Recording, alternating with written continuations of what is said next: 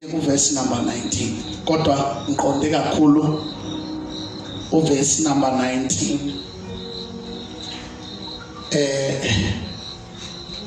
Nokuchaza izinto ezimbalwa. Angithi sikuyinkonzo ye second coming. Sizokhuluma ngokubuya kaJesu, angithi. Uma sokhuluma ngokubuya kaJesu, we need into evela kuNkulunkulu wethu eshoyo ukuthi sikuphi la. Alibongama lenkosi. Kunezinto eziye zenzeke kube ngazathi nje ziyenzeka haphazardly noma ziyenzeka nje randomly, kanti zi-prophetic. Khona izinto ezimbalwa engifuna ukuzokhuluma ngazo la bese siyathandaza egameni likaJesu. Kukhona into ethi we have got watchmen noma sinabalindi. iJerusalem alakhi lingabeki abalindi ezintabeni zaka Israel. Aligcini ngokubeka abalindi kuphela ezintabeni zaka Israel. Baye babeka abalindi nase eyindongeni eziphakeme. Bese kuba khona abalindi ababekwa kuma towers. Bese kuba khona abalindi ababekwa kulezi zindlu eziwakhiwayo zibe zinde. Bonke banikezwa a certain horn to sound ukuze kuwonishwe abantu abakhile eJerusalem.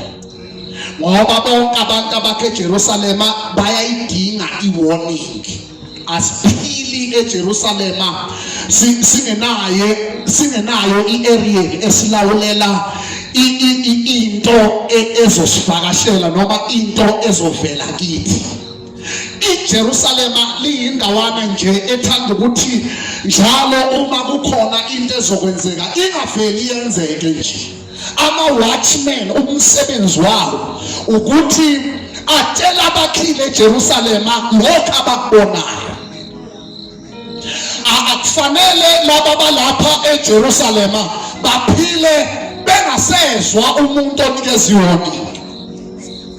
Kufanele bethi bephila la eJerusalem kodwa kube kunama-watchmen abantu abazobanikeza i-information ngezindawo ezingaphandle kweJerusalem.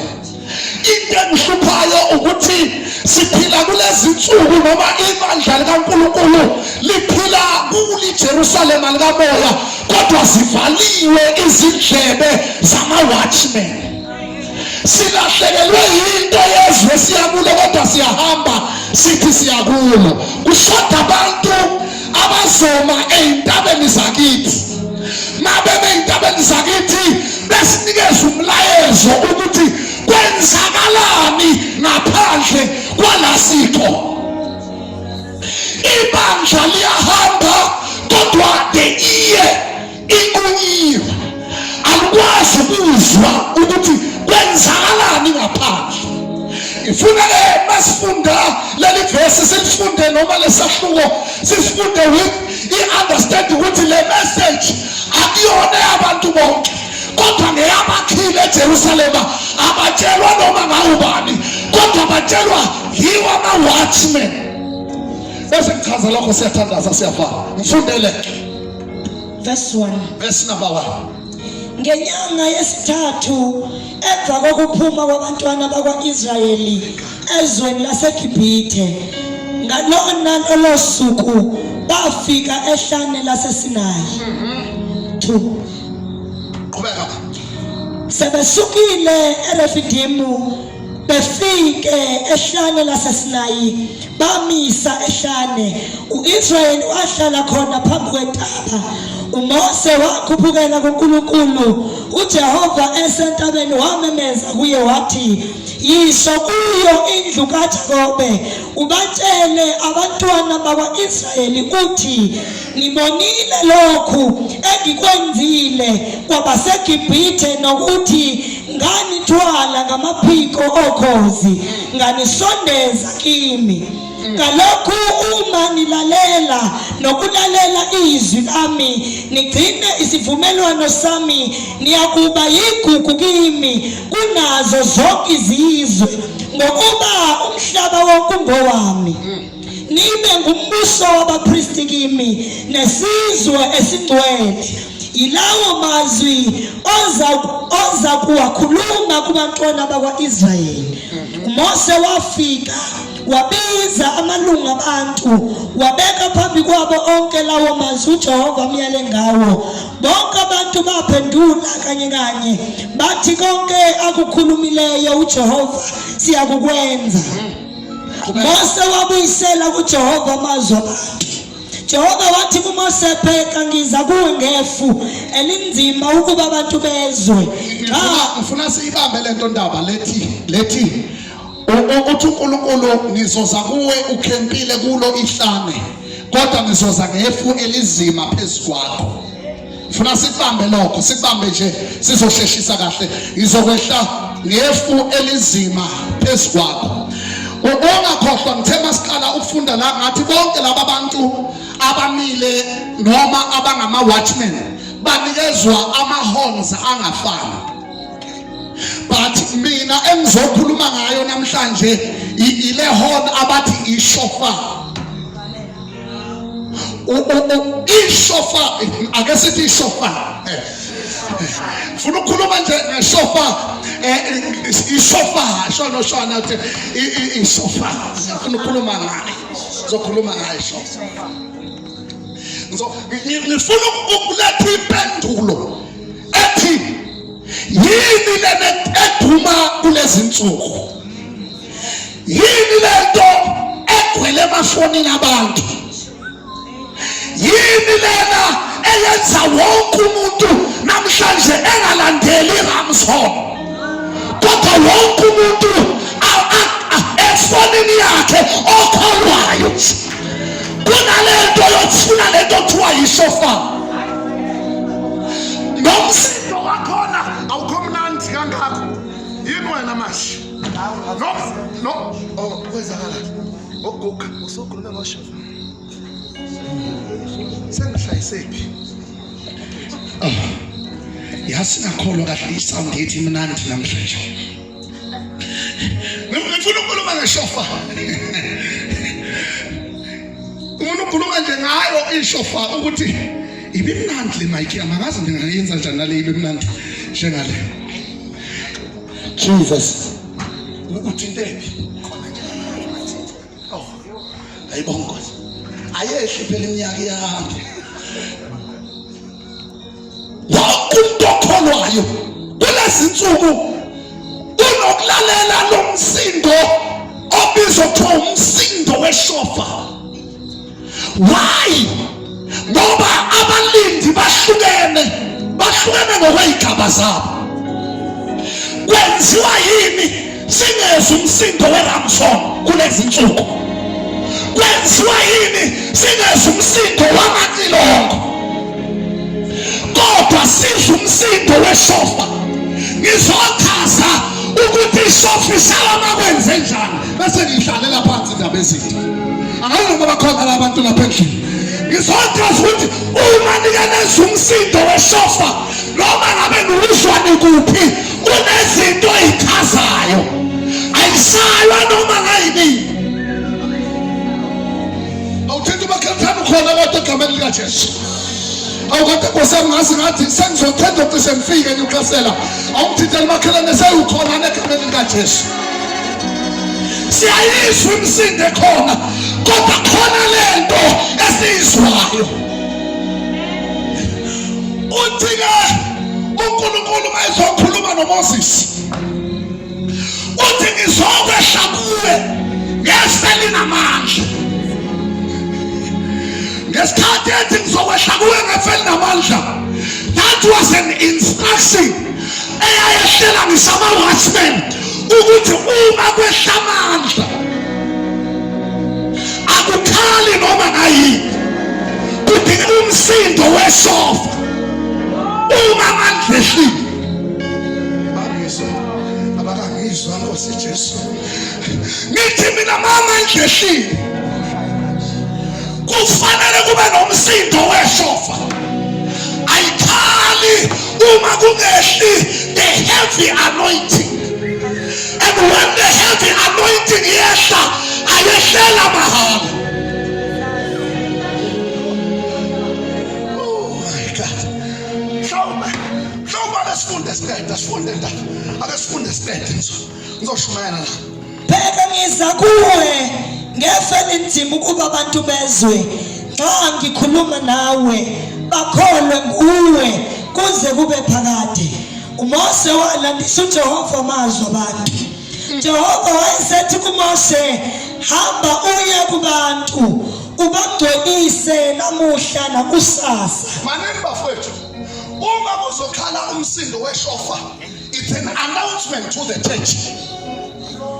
Kuthunyelwa umlayezo ebandleni ukuthi bonke abakhona abazenze njani abayigcwelisi. Awu wendaba bofunda uvesi ba. Mhlawumbe utshelele umuntu oseduze ukuthi bonke abakhona. Uma kuzokhala umsindo weshofa abayigcwelisi. Ayikhali isofa uma abantu bengalungiswa entweni ngcwele. Once benziwa abangcwele kusho a certain approach noma a certain level okuyiwa kuyo. So lithi iBhayibheli ngesikhathi ethi ngizokwehla ngomsindo namandla utshela abantu ukuthi tshela abantu ukuthi abayingcwelisi. Abantu abayingcwelisi ngoba nomsindo awukhalela ukuhlala. Awukhalela ukuhlala. Mhlawumbe nomsindo ngiyawudinga nje nje. Awudlalele wena ikeyboard namhlanje. Ozomdlalela ikeyboard. Uzodlalela. Udlale ikeyboard la. Ngifuna ukushumayela la nje. Inkinga yami ukuthi abantu bacasukile. Mabathaswe umuntu ongenanda. Umsindo weshofa ngifuna sizwe ukuthi hlobo luni lomsindo lo lokuthi uthi ungaluzwa ungame endaweni oyijwayele. Sanctify yourself. Bese ngihlambulule. Amen. Uhlobo lomsindo oluthi uma lukelezwakala wezwakala empini kaNkulunkulu noma endaweni enoNkulunkulu lithi bonke abantu abakhona khona abazigcwelise. Number one, akhali icishe ikeyboard. Hallelujah. Wait, ale uvule kahle into yakhona. Yebo ungabocima uyocima nesithunzi wathi.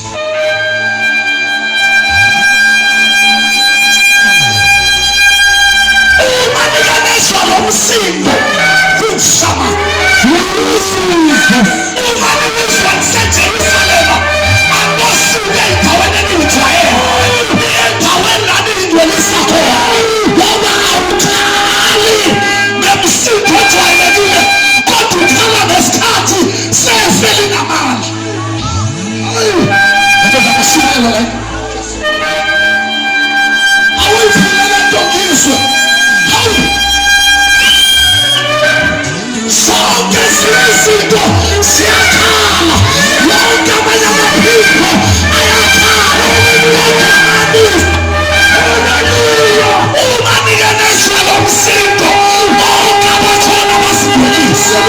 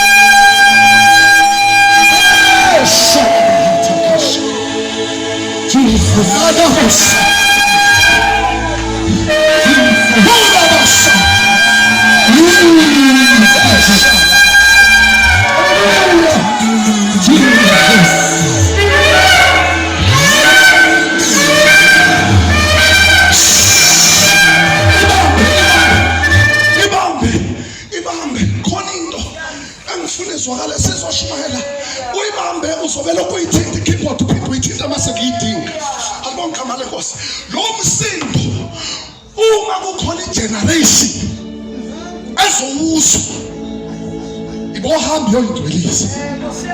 Ngakhuluma kodwa nebandla kule ndawo, uma nikenezwa lo msindo noma ngabe kuthiwa niwuzwa ukhuluma nawo uzwakala uqhamuka nabanye abantu, kodwa mawuke wezwakala uthi bonke abakhe eJerusalema abasenze njani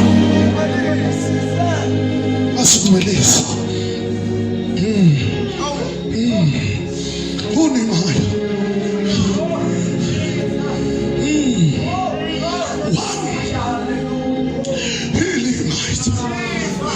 uma kukhala ishofa leminye imisindo ngihlalele yona kancane mfana, ngihlalele yona kancane. Leminye imisindo ikhala inqamuke, kodwa ishofa ikhala umsindo omude.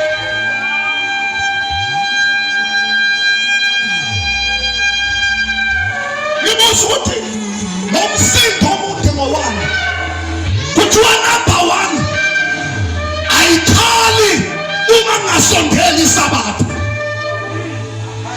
ikhala uma kuwukuthi iJerusalem lisondela kulo isabatha. What is the Sabbath? Sabbath ngabeka ngokuthi it's a season of rest, yisikhathi sokuphumula kwabantu. There is only one Sabbath eliseduze. That is why namhlanje kunalo msindo kutshelwe ibandla ukuthi we are approaching day number 7 where Jesus, where God the Father, where God the Son wakhulula khona. Hallelujah. Awutsheleni baba ukuthi approach Sabbath.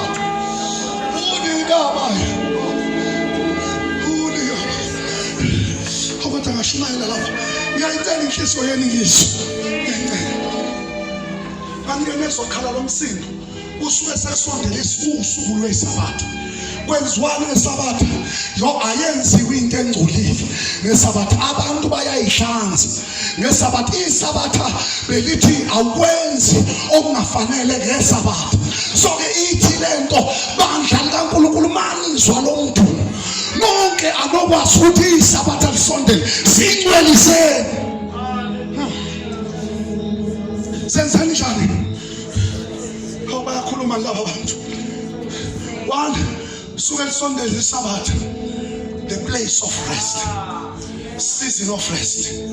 Number 2, isuke isho a new moon, isho yakhala nje ithi usondela inyanga entsha enizoyikala. Uthi omunye ethanda sukho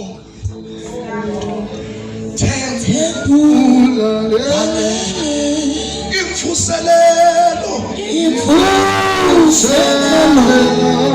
yenkulu yesa. We are approaching a new moon. Let's get a new moon. See, approaching young age. Njengoba kuzwakala lo msindo kushuthi khona inyanga esongena kuyo, and le nyanga esongena kuyo inyanga yokuphumula. Wathi angigijime la akubona igama lenkosi, kunenyanga esingena kuyo inyanga entsha. Libaya sentoni, yes Lord, libaya Jesus. Tell them that is approaching young age. Say approaching sitting against it. Khona izwe silaphonthayo, khona isabatha kudala sikhandleka, kudala sisempini siyazingcwelisa. We are approaching the Sabbath.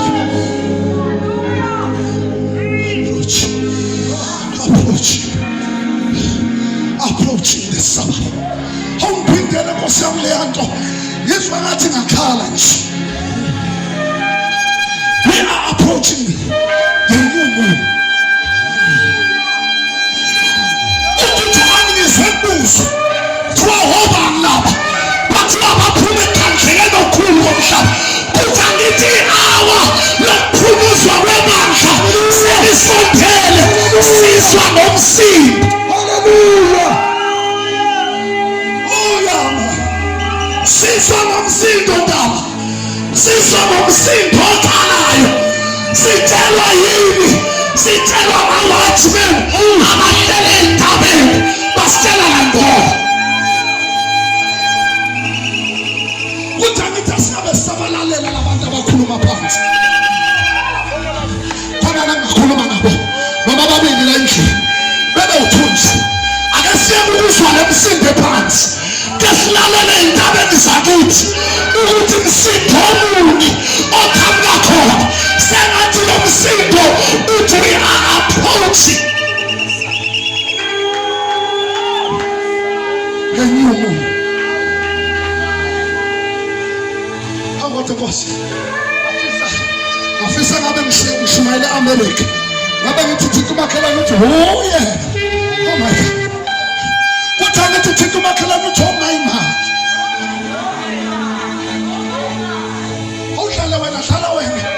Hlala wena hawu uthi umakhelwane uthi oh my God.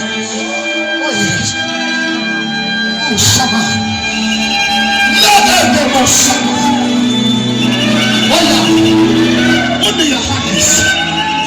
We are approaching a new moon diversity. If solita campaign in the future, Hallelujah. Left and right. This is hard to we need to go on sin. Go on sin. Go on stagnation. Hallelujah. Smile on the Muhammad. How can the Christians say to my God? Say that's the Macedonian to my God. Approaching a new moon. Approaching the Sabbath. Approaching the day of rest. Stand up, Messiah. Sound is in my hands. What an approach. Approaches a new moon.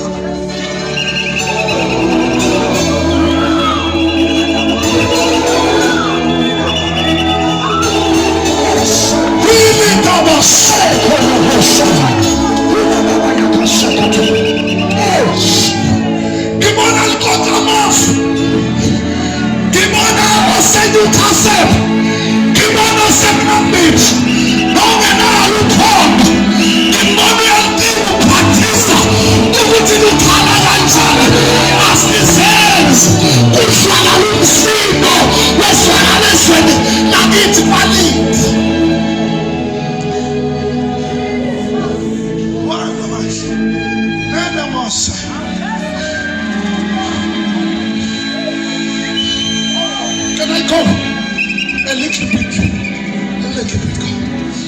Can you shout, oh my God? I shout it and say, oh my God. Approaching the Sabbath. It's not just only a new moon and the Sabbath. Lithi uma like lakhala lisuke limemezela ukuthi kukhona inkosi entsha ezogcotshwa. That's another meaning of it. Laselakhala utheke ingane zakho ukuthi ayikhona approachwa umpristi nophondo ngoba laba bakwazi ukuhlola omzayo bephinde bekwazi ukuhlola ngaphakathi. Lento ethi lento khala kweshofa isho ukuthi kumenyezelwa ukugcotshwa kwenkosi entsha. Kuthi angithi agcotshiwe amakhosi emhlabeni, babekiwe president, sabekwe ikhulu, kodwa naze ngibone ukuthi makuzobekwa inkosi kukhala ishofa. The only one king that is about to sit on the throne. Abangizwa mhlawumbe, abangizwanga. Uhleli esihlalweni. Awusihlalo.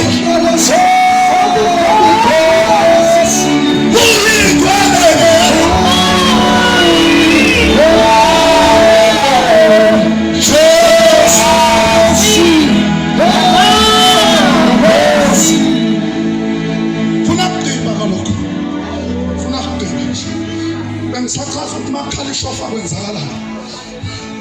Ithi prepare yourself. Uzazi ukuthi siyilungisa kanjani, siyilungiselele the day of the Lord.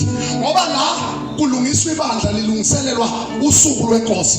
Ngoba it's a book of Exodus, incwadi yofuduko, incwadi yabantu abahambayo.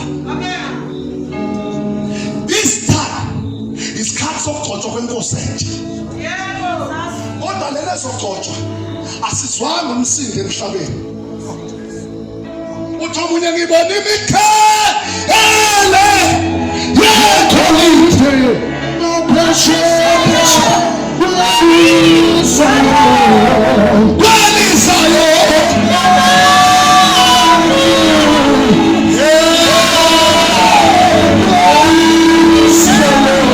Jesus Christ.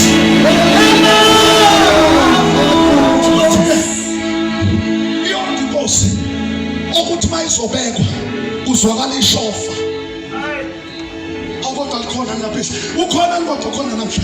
Awungiphinda nkosami, ungiphinda. Yazi ungiphinde nje ungangisaphi.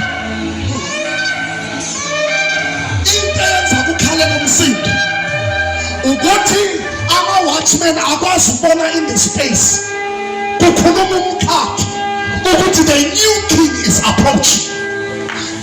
Once wezwa lo msindo utshela ibandla ukuthi kukhona omkhulu ozayo kunebesinaye, because the new king is about to be ordained.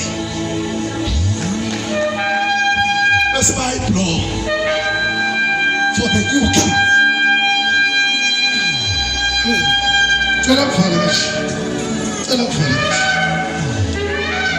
the last one. Uma uke kwakhala ishofa isuke isho that joy, hope, truth in the future. Ayikhali likhombe ithemba lamanje. Mali ke lakhala likhombe ithemba lekusasa. Abangizwa. Uma uke wezwa lo msindo umemezela ukuthi kukhona ithemba elingcono elizayo. Wonke umuntu owakhile eJerusalema akazenze njani, akazihlambuse eqedile ukushumayela. Cela ukufundela umntwana bese silungisa ibandla. Awutshela emakhaya akhe silungisa ibandla. Oh my God. Umusuvave. Ngifuna ukale khona uqede khona. Kalenda wabafowethu njengamanje silungisela ibandla, silungiselela the new joy and the new hope. Mawuke wezwa lo msindo ukhala yini kanti lena ekhala emafonini ethu? Yini kanti lena ekhala? Yini lekhalayo ngempela? Ngeke yakhala lapha endlini. Ngeke sikhona ukhala la endlini. Nomuntu ongazi uke kwafona umuntu engimazi kahle ukuthi akazi kahle naye noJesu. Wangibuza ukuthi yini le ekhalayo, ngoba lento mayikhala ikhona into ethinta noma ungayazi ukuthi ithinta ini, kodwa ngiyizwe inyakazisa izwe lami lakomoya. Wangidlalela kodwa lento engishoyo Nkosi yami, ngiyizwa lento ithi endle engayazi. Kanti umsindo abayizolo bayisayingaphelezelwa lutho, kodwa ibandla lokugcina liyisaye iphelezelwa ngenye into.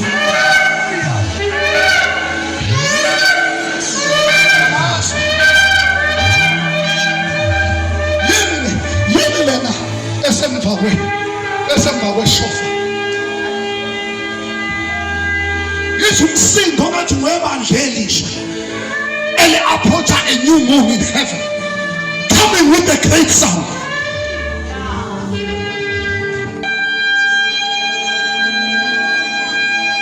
Abasezulwini bathi siyawuzwa umsindo weshofa. Kukhona into equme emva kwayo. Ifune le nto kwesaba ifune ngathi awuthandi ukuyivula.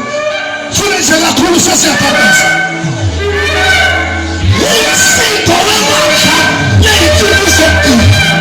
Lento ayishuthi asijabule kodwa isibuyisele emandleni ngoba uzowehla ngefu elinamandla amakhulu.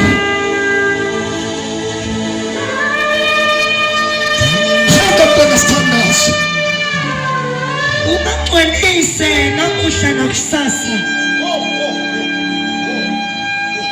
Hlala wena ke. Yazi ukuthi ngiyahlupha namhlanje uyaqala ukuhluswa imanithi. Uyaqala ukuhluswa. Nami uthi ngithe ngiyayihambela ngaphathisa uphondo namhlanje. Ukuthola umcivilized. Angifuni. Uthi hamba ubatshele ukuthi lokuyingcwelisa awuzukuyingcwelisa kanye ngoba engabuya at any time. Singcwelise noma kathathu. Mawuvuka ekuseni uthi ngingene senkosi. Ngibe ngcwele. Kube mhlophe.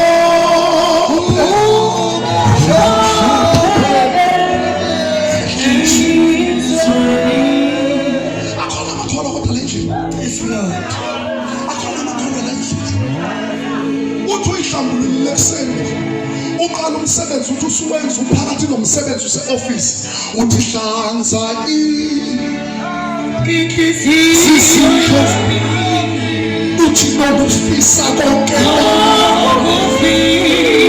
awazi ngishoda ngabantu baseNingizimu kube ukufisa kwami kube ukufisa kwami umfosu Jesu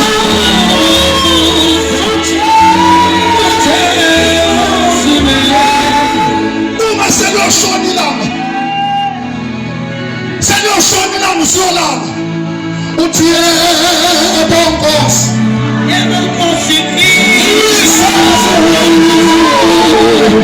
ngidaluleke Jesu manisisa kuwe Jesu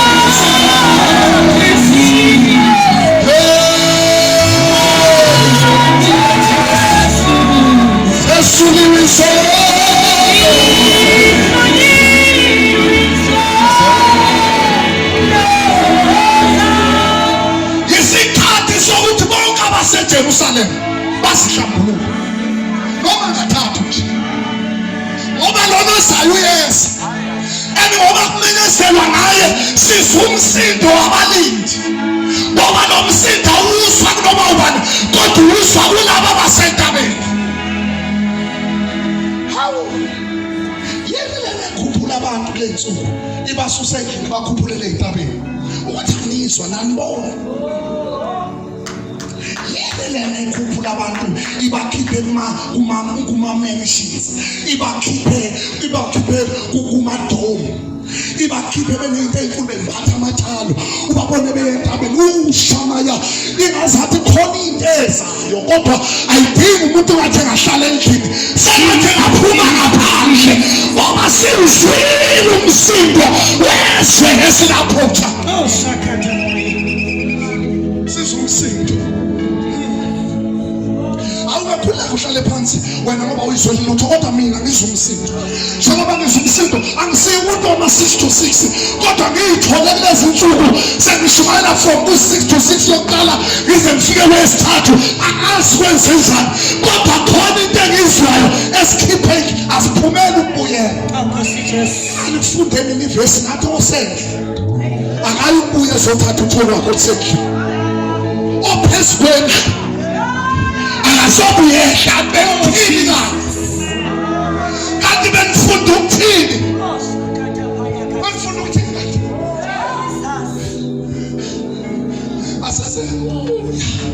Kwake kwashumayela obaba bethu badala, yazi uNkulunkulu omningi. Kwake kwashumayela obaba bethu badala, bathi kwakukhona inkukhu. Ngisiye umuntu oyindaba, kwakuthiwa kwakukhona inkukhu yayishiyelwa ubaba wami enkosini. Wathi kwakukhona inkukhu, wathi umnikazi wenkukhu wafika wadobha iqanda ehlathini, wabuya walifaka emaqandeni enkukhu, yathamisela inkukhu, kwafana amagcwele onke ahamba. Kwathi ngelinye ilanga amagcwele sekhulile wonke, lathi ngakhula lelinye igcwele labona kudlula indindizo emoyeni. Yezwa kungathi kukhona into ethi nami ngayenza lento lapha phezulu. Kwaxakeka abantu ukuthi ngoba yitshwele leli yini libuke phezulu bese likala likhomba ukuthi khona into elifuna ukuyenza, ukuthi yebo lizaliwe kodwa lomhlaba but belingetsile lana. Kukhona into esifikile engeyezwe labuye. One of the good days lagibela payment, lathi lithi liyagcuma layibona lingayiphansi, lenyuka lathi lajoyina abantu izabo, kuthi akumemezele lendaba kushiye abantu bonke. Kodwa abantu amazwe izwi abawathi noma ngeshumayela sasa nini kushumayela noma ngeshumayela sengiqedile ngoba ngakho. Kodwa nginovalo lokuthi khona into esiyizwayo mara wena wezwe. Mbuyisele Nkosi yami, sengiyathandaza. Khona umsindo esizwayo, khona umsindo. Mbuyisele Nkosi, khona umsindo esizwayo. Kodwa sithi masukuzwe wena uzwe. Waqala lo msindo waphathwa abantu sangaba understand bashayani manje sikhonze, kanti ukulinda kwethu akufani. Kazi ngiyangizwa la ekhaya ngibonisa yona mina mfowethu, sigqokile zathi mayigqoke ingubo ziphethe iy'gubhu zazo, ngabona ezinye zibamba uphondo salidumisa. Mangithi ngiyabuka ishofa ibanjwe umuntu eNatala, ngaphinde ngayibona ibanjwe umuntu eMaritzburg, ngayibona ibanjwe umuntu waNongoma. Kanti yini le ewumsindo ongaka ebandleni? It's a warning of the new king that is about to be opened. Fanele ibe njani ibandla? Aliyihlambulule noma kathathu. Khona indoda eyake yashintsha umthandazo, sekuthiwa akuyeke umthandazo egameni likaNkulunkulu wayo, yashintsha ilevel, yathi kanti ithandaza mhlawumbe kanye noma kabili, yathandaza kathathu.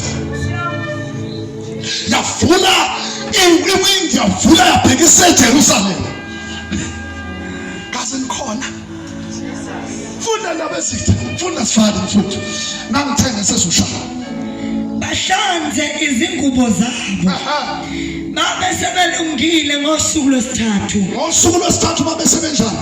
Sebelungile. Inenkinga ukuthi si-approach the coming of the king, but abantu they are not ready for him. Mhlawumbe sizoyikhuluma le ukulandela. Si-approach ukufika kwakhe. Lithi iBhayibheli ngosuku lwesithathu wonke umuntu akabe se-right. Funda ngokuba ngosuku lwesithathu uJehova uyakwehlela entabeni yaseSinayi emehlweni abantu bonke. Yena ngoba bakhathele wendaba ezitha singayiqinisi kakhulu le ndaba. Lithi iBhayibheli akayikwehla ethafeni, kodwa uyokwehla entabeni yaseSinayi, the mountain of God. Ake ngiphinde, akayikwehla kulo lonke ithafa, kodwa uyokwehla phezu kwentaba yaseSinayi. Ithini lento ethi ukwehla phezu kwentaba? Ikhazi ukuthi akehlela abantu bonke, kodwa wehlela abantu basentabeni.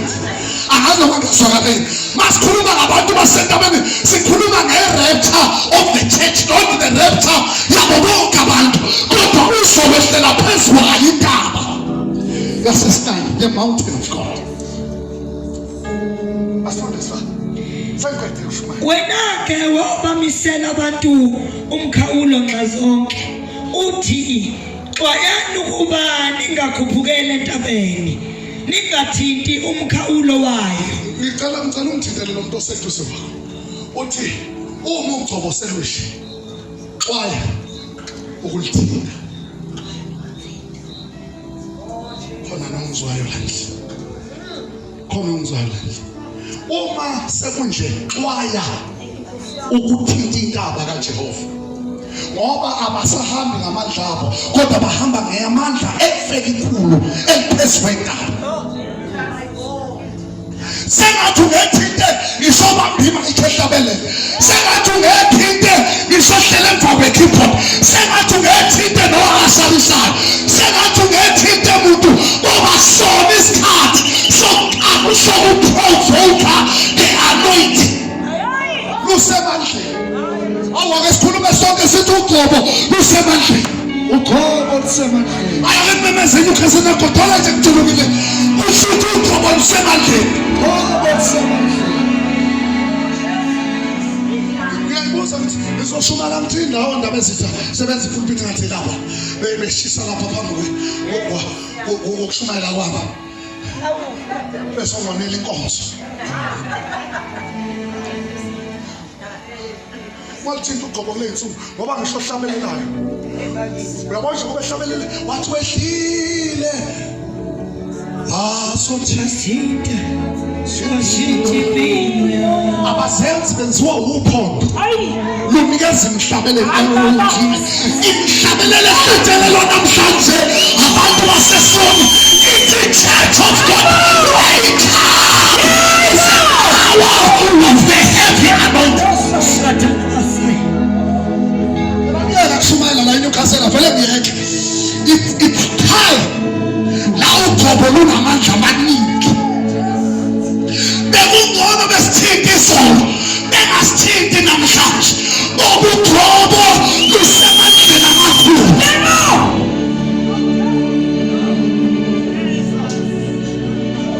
Kwehlifa. La ngehlela abantu bonke lehlela entabeni. Wasekunikeza uwarning ukuthi bonke abantu abasondelayo entabeni bengayithinti. Bengayithinti. Mande nikhona siya. Mana niya desonai. Dani mana yesenena.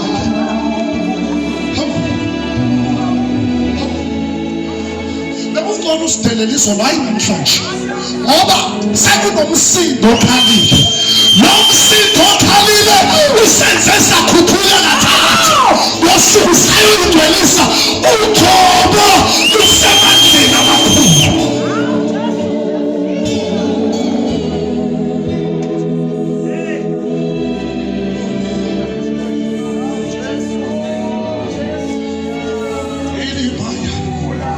Besingaxabana namhlanje. Ugcobo lunenkinga lusemandleni amakhulu.